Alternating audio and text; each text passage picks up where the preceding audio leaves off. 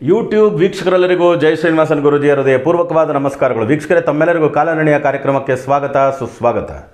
ಗುರು ಬ್ರಹ್ಮ ಗುರು ವಿಷ್ಣು ಗುರುರ್ ದೇವೋ ಮಹೇಶ್ವರ ಗುರು ಸಾಕ್ಷಾತ್ ಪರಬ್ರಹ್ಮ ತಸ್ಮೈ ಶ್ರೀ ಗುರವೇ ನಮಃ. ಜೈ ಸಿದ್ಧಿವಿನಾಯಕ, ಜೈ ಶರಬೇಶ್ವರ, ಜೈ ಆದಿಪರಾಶಕ್ತಿ, ಜೈ ಲಕ್ಷ್ಮೀ ನರಸಿಂಹ, ಜೈ ವೆಂಕಟೇಶ್ವರ, ಜೈ ಗುರುದೇವ್, ಜೈ ಶ್ರೀಕೃಷ್ಣ, ಜೈ ಶ್ರೀರಾಮ್, ಜೈ ಹನುಮಾನ್, ಜೈ ಭಾರತ್. ಆರಾಮಾಗಿದ್ದೀರಾ ಸ್ನೇಹಿತರೆ? ಹುಷಾರಾಗಿದ್ದೀರಾ? ಇವತ್ತು ನಾವು ಮಾತಾಡಕೊಟ್ಟಿರ್ತಕ್ಕಂಥ ವಿಷಯ ಏನೆಂದರೆ 2023 ಆಂಗ್ಲ ಹೊಸ ವರ್ಷ ಸಿಂಹ ರಾಶಿಯವರಿಗೆ ಹೇಗಿರುತ್ತೆ ರಾಶಿ ಭವಿಷ್ಯ, ಇದ್ರ ಬಗ್ಗೆ ಮಾತಾಡಕೊಟ್ಟಿದ್ದೀವಿ. ಈ ಕೂಡಲೇ ತಾವೆಲ್ಲ ಜೈ ಶ್ರೀನಿವಾಸನ್ ಟಿವಿ ಯೂಟ್ಯೂಬ್ ಚಾನಲ್ನ ಸಬ್ಸ್ಕ್ರೈಬ್ ಮಾಡಿ, ನಮ್ಮ ಎಲ್ಲ ವಿಡಿಯೋಗಳನ್ನು ಲೈಕ್ ಮಾಡಿ, ಎಲ್ಲ ವಿಡಿಯೋಗಳಿಗೂ ತಮ್ಮದೇ ಆದಂಥ ಕಮೆಂಟ್ ಮಾಡಿ ಅಂತ ಹೇಳ್ತಾ ವಿಡಿಯೋ ಒಳಗೆ ಹೋಗೋಣ ಬನ್ನಿ. ಸೊ 1/1/2023 1 ಮಿನಿಟ್ 1 ನಿಮಿಷ ತಗೊಂಡಿದ್ದೀವಿ. ಜಾತಕ ಕುಂಡಲಿ ನೋಡಿ ನೀವೀಗ. ಸೊ 1/1/2023 ಹಿಡಿದು 31 ಡಿಸೆಂಬರ್ 2023 ಪೂರ್ತಿ ವರ್ಷ ಇವತ್ತಿನ ದಿನ ಅಂದರೆ ಆ ಟೈಮ್ 00:01 ಮಿನಿಟಿಂದ ಆಂಗ್ಲ ಹೊಸ ವರ್ಷ ಅಂತ ನಾವು ಕ್ಯಾಲ್ಕುಲೇಷನ್ ತೊಗೊಂಡ್ರೆ ಗ್ರಹಗಳು ಹೇಗಿದೆ ಅನ್ನೋದನ್ನು ನೀವು ನೋಡಿ. ಸೊ ಆಲ್ಮೋಸ್ಟ್ ಸಿಂಹ ರಾಶಿಗೆ ಯೋಗವನ್ನು ತಂದು ಕೊಡ್ತಕ್ಕಂಥ 3 ಗ್ರಹಗಳ ಸಂಚಾರನೂ ಚೆನ್ನಾಗಿದೆ ಆಲ್ಮೋಸ್ಟ್. ಅದರಿಂದ ಒಂದು 80% ಸಿಂಹರಾಶಿಯವರಿಗೆ ತುಂಬ ಒಳ್ಳೆಯದಾಗ್ತಕ್ಕಂಥ ವಿಷಯ. ಒಂದು 20% ಮೈನಸ್ 80% ಪ್ಲಸ್ಸು ತುಂಬ ಚೆನ್ನಾಗಿರುತ್ತೆ. ಹೇಗೆ ಅನ್ನೋದನ್ನು ಇವಾಗ ನೋಡೋಣ ಬನ್ನಿ. ಸಿಂಹರಾಶಿಯ ಅಧಿಪತಿ ಯಾರು? ಸೂರ್ಯ. ಸೂರ್ಯ ಬಂದು 5ನೇ ಮನೆಯಲ್ಲಿದ್ದಾನೆ. ಎಲ್ಲಿದ್ದಾನೆ? ಧನುರ್ ರಾಶಿಯಲ್ಲಿದ್ದಾನೆ, ಪೂರ್ವ ಪುಣ್ಯ ಸ್ಥಾನದಲ್ಲಿ. ಅದಕ್ಕಿಂತ ಬೇರೆ ಏನೇನಾದರೂ ಬೇಕಾ? ತ್ರಿಕೋಣ ಸ್ಥಾನದಲ್ಲಿ ರಾಶ್ಯಾಧಿಪತಿ ಸಂಚಾರ ಮಾಡ್ತಿರೋದು ವಿಪರೀತ ರಾಜಯೋಗಗಳನ್ನ ಕೊಡುತ್ತೆ, ಒಳ್ಳೆಯದಾಗುತ್ತೆ ಸಿಂಹರಾಶಿಯವರಿಗೆ. ಆಮೇಲೆ 4 ಮತ್ತು 9ನೇ ಅಧಿಪತಿ, ಸುಖ ಸ್ಥಾನಾಧಿಪತಿ, ಭಾಗ್ಯ ಸ್ಥಾನಾಧಿಪತಿ ಅಂತ ಹೇಳ್ತಕ್ಕಂಥ ಮಂಗಳ ಗ್ರಹ ವಕ್ರಗತಿಯಲ್ಲಿ 9ನೇ ಮನೆಯಲ್ಲೂ ಸಂಚಾರ ಮಾಡ್ದಂಗಿರುತ್ತೆ, 10ನೇ ಮನೆಯಲ್ಲೂ ಸಂಚಾರ ಮಾಡ್ದಂಗಿರುತ್ತೆ. 10ನೇ ಮನೆಯಲ್ಲಿದೆ ಆ್ಯಕ್ಚುಯಲ್ ಆಗಿ.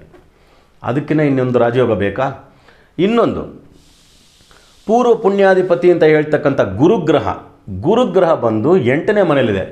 8ನೇ ಮನೆ ಅಂದ ತಕ್ಷಣ ಎಲ್ಲರೂ ಸಾರಿ 8ನೇ ಮನೆಯಿಂದ ದುಸ್ಥಾನ ಅಲ್ವಾ ಅಂತ ಪವರ್ಲೆಸ್ ಆಗೋಕ್ಕೂ ಅಲ್ಲಿ ಚಾನ್ಸ್ ಇಲ್ಲ. ಯಾಕೆಂದರೆ ಸ್ವಂತ ಮನೆಯಲ್ಲಿ ಮೀನರಾಶಿಯಲ್ಲಿ ಇದ್ದಾರೆ. ಸೊ ಆಲ್ಮೋಸ್ಟ್ 80% ತುಂಬ ಒಳ್ಳೆಯದು ನಡೀತಕ್ಕಂಥದ್ದು. ಇನ್ನು ಯೋಗವನ್ನು ತಂದುಕೊಡೋ ಗ್ರಹ ಏನಲ್ಲ ಬುಧ ಗ್ರಹ. ಆದರೂ 2 ಮತ್ತು 11ನೇ ಅಧಿಪತಿಯಾಗಿ 2 ಮತ್ತು 11ನೇ ಅಧಿಪತಿಯಾಗಿ ಪೂರ್ವ ಪುಣ್ಯ ಸ್ಥಾನದಲ್ಲಿ 5ನೇ ಮನೆಯಲ್ಲಿ ಇರೋದು ಉತ್ತಮ. ಆಮೇಲೆ 6ನೇ ಮನೆಯಲ್ಲಿ ಶನಿ ಇರೋದು ಉತ್ತಮ. ಯೋಗವನ್ನು ತಂದು ಕೊಡದೇ ಇರತಕ್ಕಂಥ ಗ್ರಹ ಶುಕ್ರ ಮತ್ತು ಶನಿ ಸೇರಿರೋದು ಉತ್ತಮ. ಆಮೇಲೆ 3ನೇ ಮನೆಯಲ್ಲಿ ಕೇತು, 9ನೇ ಮನೆಯಲ್ಲಿ ರಾಹು, ಇದೊಂದು ಮೈನಸ್ ಪಾಯಿಂಟ್ ಆಗ್ಬೋದು. 6ನೇ ಮನೆಯಲ್ಲಿ ಶನಿ ಶತ್ರು ಸಂಹಾರ, ಅದರಿಂದ ಅದು ಒಳ್ಳೆಯದೇ. ಸೊ ಅದರಿಂದ ಒಂದು 20% ಮೈನಸ್ ಏನು ಪ್ಲಸ್ ಅನ್ನೋದು ಇವಾಗ ನೋಡೋಣ ಬನ್ನಿ. ಸೊ ಗೌರ್ನಮೆಂಟ್ ವರ್ಕಲ್ಲಿ ಇರ್ತಕ್ಕಂಥ ಎಲ್ಲ ಸೆಕ್ಟರ್ ಪೀಪಲ್ಗೂ ಕೂಡ ಸಿಂಹರಾಶಿಯಲ್ಲಿರೋರಿಗೆ ಬಹಳ ಒಳ್ಳೆಯದಾಗುತ್ತೆ. ಸರ್ಕಾರದಿಂದ ಬರಬೇಕಾಗಿರೋ ಎಲ್ಲ ಸವಲತ್ತುಗಳನ್ನು ನೀವು 100ಕ್ಕೆ 100ರಷ್ಟು ಪಡ್ಕೊಳ್ಳೋ ಯೋಗ ಇದೆ. ಓದಿನ ವಿಷಯದಲ್ಲಿ ಮಕ್ಕಳಿಗೆ ಸ್ಕಾಲರ್ಶಿಪ್ಪು ಇಲ್ಲ ಸ್ಪಾನ್ಸರ್ಶಿಪ್ಪು, ಯಾವುದಾದ್ರು ಒಳ್ಳೆ ಕಾಲೇಜಲ್ಲಿ ಒಳ್ಳೆ ಇದರಲ್ಲಿ ಸೀಟ್ಗಳು ಸಿಕ್ತು, ಗೌರ್ಮೆಂಟ್ ಕೋಟಾದ ಮೇಲೆ ಸೀಟ್ ಸಿಕ್ತು, ಇವೆಲ್ಲ ನಡೆಯೋ ಚಾನ್ಸಸ್ ಇದೆ.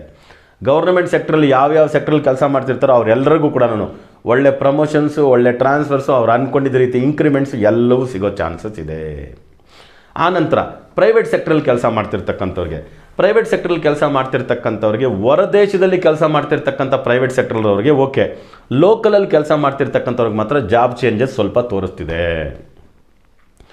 ಬಿಸ್ನೆಸ್ ಪೀಪಲ್ಗೆ ತುಂಬಾ ಚೆನ್ನಾಗಿರುತ್ತೆ. ವ್ಯಾಪಾರ, ಸ್ವಂತ ವ್ಯಾಪಾರ, ಅದು ಸಣ್ಣದಾಗಿ ತರಕಾರಿ ಅಂಗಡಿ ಇಟ್ಕೊಂಡಿರೋರಿಂದ ಹಿಡಿದು ವಜ್ರ ವೈಡೂರ್ಯ ಬಂಗಾರ ಬೆಳ್ಳಿ ವ್ಯಾಪಾರ ಮಾಡೋ ದೊಡ್ಡ ವ್ಯಾಪಾರಸ್ಥರವರೆಗೂ, ರಿಯಲ್ ಎಸ್ಟೇಟು, ಭೂಮಿ, ಎಲ್ಲರಿಗೂ ಕೂಡ ತುಂಬ ಒಳ್ಳೆಯದಾಗುತ್ತೆ ಸಿಂಹರಾಶಿಯವರು. ಯಾಕಂದರೆ ಶನಿ ಸ್ವಂತ ಮನೆಯಲ್ಲಿದ್ದಾನೆ, ಶುಕ್ರ ಬೇರೆ ಜೊತೆಲಿ ಸಂಬಂಧಪಟ್ಟಿದ್ದಾನೆ. ಸೊ ಇವೆಲ್ಲವೂ ಕೂಡ ಒಳ್ಳೆಯದಾಗುತ್ತೆ. ಸೊ ಮಕ್ಕಳಿಗೋಸ್ಕರ ಗುರುಬಲ ಇದ್ದಂಗೆ, ಅದರಿಂದ ಮಕ್ಕಳಿಗೋಸ್ಕರ ಯಾರು ಎದುರು ನೋಡ್ತಿದ್ದಾರೆ, ಮದುವೆಗೋಸ್ಕರ ಎದುರು ನೋಡ್ತಿದ್ದಾರೆ, ಒಳ್ಳೆ ಸಂಬಂಧಗಳೆಲ್ಲ ಸಿಗೋ ಚಾನ್ಸಸ್ ಇದೆ. ಸೂರ್ಯ ಬುಧ ಇರೋದ್ರಿಂದ ಸೈಟ್ ನೆಲವನ್ನು ಕೊಂಡುಕೊಳ್ತಕ್ಕಂಥದ್ದು, ಅದು 30ಕ್ಕೆ 40 ಸೈಟ್ ಆಗ್ಬೋದು, ಇಲ್ಲ 15ಕ್ಕೆ 40 ಆಗ್ಬೋದು, 30 ಆಗ್ಬೋದು. ಸೊ ಸಣ್ಣ ಸೈಟಿಂದ ಹಿಡಿದು 15 ಎಕರೆ ಜಮೀನು ಕೊಂಡ್ಕೊಳ್ಳೋರ್ವರೆಗೂ ಎಲ್ಲರಿಗೂ ಕೂಡ ಅಗ್ರಿಕಲ್ಚರ್ ಲ್ಯಾಂಡ್ ಕೊಂಡ್ಕೊಳ್ತಕ್ಕಂಥ ಯೋಗಗಳೆಲ್ಲನೂ ಎಲ್ಲರಿಗೂ ಇದೆ ಸಿಂಹರಾಶಿಯವರಿಗೆ. ಅದೇ ರೀತಿ ಕಟ್ಟಿರ್ತಕ್ಕಂಥ ಮನೆ ಕೊಂಡುಕೊಳ್ಳೋ ಯೋಗಗಳು ಇದೆ. ಸೊ ಹಣಕಾಸೆಲ್ಲ ಯಾರಿಗಾದ್ರೂ ಕೊಟ್ಟಿದ್ದಿದ್ರೆ ಈ ವರ್ಷ ವಾಪಸ್ ಬರತಕ್ಕಂಥ ಚಾನ್ಸಸ್ಸು ಜಾಸ್ತಿ ಇದೆ. ಇದು ಮಾಡ್ಕೋಬೋದು, ಸರಿನಾ? ಸೊ ಅಣ್ಣ ತಮ್ಮಂದ್ರ ಜೊತೆ ಜಗಳ, ಅಕ್ಕ ತಂಗಿಯರ ಜೊತೆ ಜಗಳ, ತಂದೆ ತಾಯಿ ಜೊತೆ ಜಗಳಗಳು ಏನಾದರೂ ಮಾಡ್ಕೊಂಡಿದ್ರೆ ಅದೆಲ್ಲ ನ್ಯೂಟ್ರಲ್ ಆಗಿಬಿಡ್ತದೆ. ಈ ವರ್ಷ ಹೋಗಿ ಕೂತ್ಬಿಟ್ಟು ಮಾತಾಡಿ ಏನೋ ಗೊತ್ತಿಲ್ಲದೆ ಹಿಂಗೆ ಅಂದ್ಬಿಟ್ಟೆ ಅಂದರೆ ಓಕೆ ಬಿಡ ಇಟ್ಕೊಳ್ಳ ಅನ್ನೋ ರೀತಿ, ನೀನೇ ಇಟ್ಕೊಳ್ಳೋ 80 ರೂಪಾಯಿ, ಒಂದು 30 ರೂಪಾಯಿ ನಮಗೆ ಕೊಟ್ಬಿಡ, 70 ರೂಪಾಯಿ ಇಟ್ಕೊಳ್ಳೋ ನೀನೇ ಹೋಗೋ ಅಂಥೇಳಿ ಆಸ್ತಿ ತಗಾದಿಗಳು ಏನಾದರೂ ಇದ್ದರೆ ಜಗಳಗಳೆಲ್ಲ ಸರಿ ಹೋಗೋ ಚಾನ್ಸಸ್ ಉಂಟು ನಿಮ್ಮ ಸ್ವಂತದಲ್ಲಿ. ಅದೇ ಬಿಟ್ಟು ಶತ್ರುಗಳು ಹೊರಗಡೆ ಯಾವುದೋ ನಿಮ್ಮ ಕಾಂಪಿಟೇಟರ್ಸ್ ಇದ್ದಂಥ ಶತ್ರುಗಳು ಅವ್ರ ಜೊತೆನೂ ಕೂಡ ಶತ್ರು ಸಂಹಾರ ಅಂತ ಆಗೋದ್ರಿಂದ ಕೂತು ಮಾತಾಡಿದ್ರೆ ತುಂಬ ಏನೋ ಅವ್ರು ಕಾಲು ಹಿಡ್ಕೋಬೇಕು ಅನ್ನೋ ಅವಶ್ಯಕತೆ ಇಲ್ಲ, ಕಾಲರ್ ಹಿಡ್ಕೋಬೇಕು ಅನ್ನೋ ಅವಶ್ಯಕತೆಯೂ ಇಲ್ಲ.